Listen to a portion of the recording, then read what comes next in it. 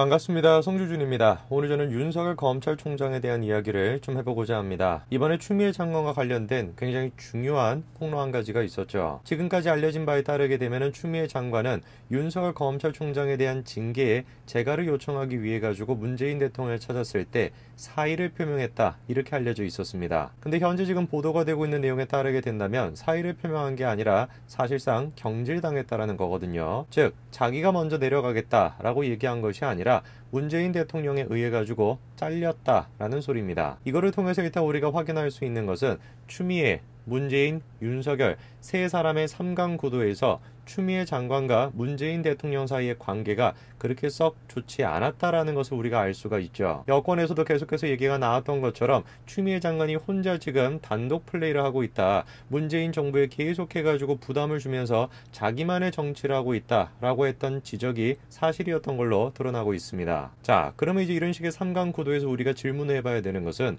문재인 대통령과 윤석열 검찰총장 둘 사이의 관계는 도대체 어떠냐라는 것이죠. 결론부터 조금 말씀을 드릴까요? 저는 이렇게 생각합니다. 아무리 제가 생각을 해본다라고 할지라도 윤석열 검찰총장을 제가 응원할 거예요. 다만 언제까지 제가 응원할 것이냐, 문재인 정권이 끝날 때까지만 윤석열 검찰총장을 응원할 것입니다. 현재 제가 윤석열 검찰총장에 대해서 갖고 있는 생각은 간단해요. 윤석열 검찰총장은 분명히 개인적인 측면에서 아직까지도 문재인 대통령을 존경하고 있을 것이다, 문재인 대통령을 지지하고 있을 것이다, 저는 그렇게 생각합니다. 그러나 원리 원칙에 입각해가지고 생각을 해봤을 때는 문재인 정부를 공격할 수밖에 없는 그런 상황인 것이죠. 사적으로는 친하다라고 할지라도 공적인 차원으로 봤었을 때는 피해를 줄 수밖에 없는 거, 그게 지금 윤석열 검찰총장의 입장이라는 것입니다. 그렇기 때문에 현재 지금 야당 입장에서는, 그리고 현재 지금 보수파의 입장에서는 윤석열 검찰총장을 응원해도 괜찮아요. 왜냐하면 윤석열 검찰총장은 사적인 감정보다도 이런 식의 공적인 어떤 측면을 더 강조하는 사람이기 때문에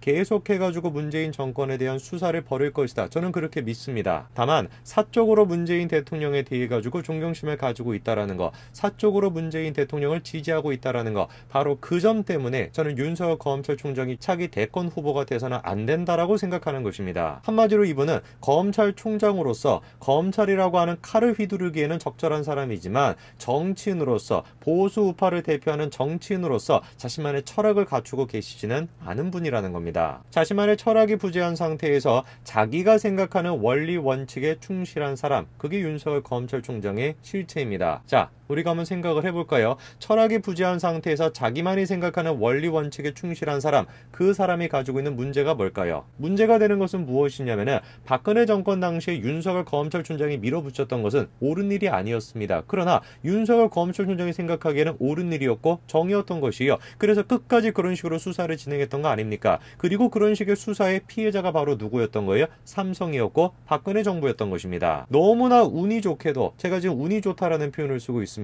너무나 운이 좋게도 현재 문재인 정권에서 드러나고 있는 이런 식의 문제가 윤석열 검찰총장이 생각하기에도 문제라고 인식이 됐기 때문에 현재 지금 문재인 대통령에 대한 공격이 이루어지고 있는 것입니다. 철학이 부재한 상태이다 보니까 자기가 쥐고 있는 검찰로, 그렇게나 강력한 검찰이라고 하는 검찰을 어디에다가 휘둘릴지 우리가 예상할 수가 없다라는 것이죠. 박근혜 정권 당시 자신이 휘둘렀던 그 칼날, 그 검찰이라고 하는 잘못된 수사로 인해 가지고 얼마나 많은 피해자들이 발생을 했습니까? 그거에 대해 가지고 입장 정리를 하지 않은 상태에서 그저 문재인 대통령을 지금 몰아세우고 있다라고 하는 이유만으로 차기 지금 야권 후보 1위다, 저는 결코 이거를 인정할 수 없습니다. 이 점을 우리가 간과한 채 그저 윤석열 검찰총장이 문재인 대통령을 공격하고 있으니까 무작정 우리가 윤석열 검찰총장을 지지해야 된다, 글쎄요, 이런 식으로 탄생한 보수 정당이 과연 얼마나 생존할 수 있을까요? 자, 이번에 다음과 같은 보도가 나왔습니다. 사의를 표명했다라고 했던 추미애 장관이 실제로는 경질을 당했다라는 거죠. 해당 보도 같은 경우는 굉장히 조금 충격적이었습니다. 왜냐하면은 윤석열, 추미애, 문재인 3강 구도에서 그래도 많이 알려졌던 게 뭐였습니까?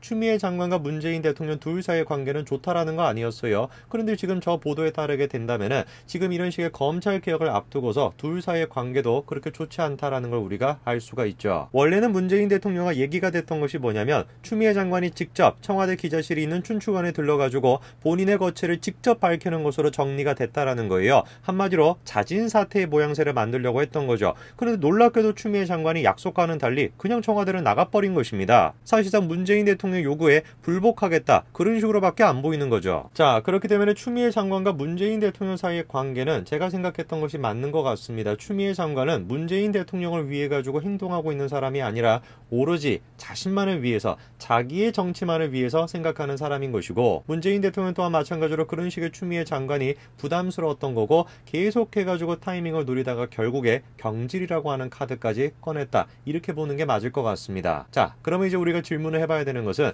추미애랑 문재인 둘 사이의 관계는 저렇게 정리가 된다고 하면은 문재인과 윤석열 검찰총장 둘 사이의 관계는 도대체 어떻게 되는 것일까요? 지금까지 보도가 된 바에 따르게 된다면 윤석열 검찰총장은 문재인 대통령과 갈등 구조를 겪고 있었습니다. 헌정사상 초유로 검찰총장에 대한 2개월 정직 징계안을 제거했기 때문이거든요. 추미애 장관에 대해서는 경질을 하겠다라고까지도 얘기했는데 윤석열 검찰총장에 대해서는 2개월 징계라고 하다 보니까 야, 이거 뭐냐, 조금 뭔가 강도가 약한 거 아니냐라고 생각이 되실 수도 있습니다. 그러나 2개월 정직이라고 하는 카드는 굉장한 노림수였죠. 해임을 시켜버리겠다라고 한다면은 여론이 나빠지는 것뿐만 아니라 나중에 재판에 가서도 굉장히 불리해질 수가 있죠. 그러면 여론을 그렇게까지 자극하지 않으면서 재판부 또한 마찬가지로 받아들일 만한 징계 수준이 무엇일까요? 그게 바로 2개월이었던 것입니다. 2개월이라고 한다면 사실상 충분한 시간인 것이죠. 윤석열 검찰총장이 벌이고 있던 수사, 그 수사들을 무마시키기에는 또 충분한 시간입니다. 그렇기 때문에 여러 가지 요소를 고려해가지고 2개월 징계안을 꺼내든 거죠. 문재인 대통령 측의 그런 식의 반응에 대해서 윤석열 검찰총장은 헌법과 법률에 정해진 절차에 따라 잘못을 바로잡을 것이라면서 징계 집행정지 신청과 함께 행정소송을 제기할 것으로 보였습니다. 그리고 실제로 행정소송을 벌였고요. 그리고 한 다음에 재판부는 윤석열 검찰총장의 손을 들어줬습니다. 여기까지만 우리가 생각해본다라고 한다면 윤석열 검찰총장과 문재인 대통령 사이의 관계는 분명히 나쁜 게 맞는 것 같아요. 그러나 저는 조금 다른 생각을 합니다. 윤석열 검찰총장에 대한 징계가 잘못됐다라고 한다면 그거를 제거를 해준 대통령 또한 마찬가지로 책임을 져야 되는 거 아니겠습니까? 근데 여기서 우리가 주목해야 되는 것은 뭐냐면 당시 그런 식의 논란이 쏟아졌었을 때 윤석열 검찰총장 측에서는 어떻게 선을 그었습니까? 이런 식의 행정소송은 대통령과는 관계가 없다라는 식으로 선을 그었어요. 이해가 잘 안 되는 것이죠. 관계가 있을 수밖에 없습니다. 그럼에도 불구하고 윤석열 검찰총장은 문재인 대통령한테는 부담을 주지 않으려고 하듯이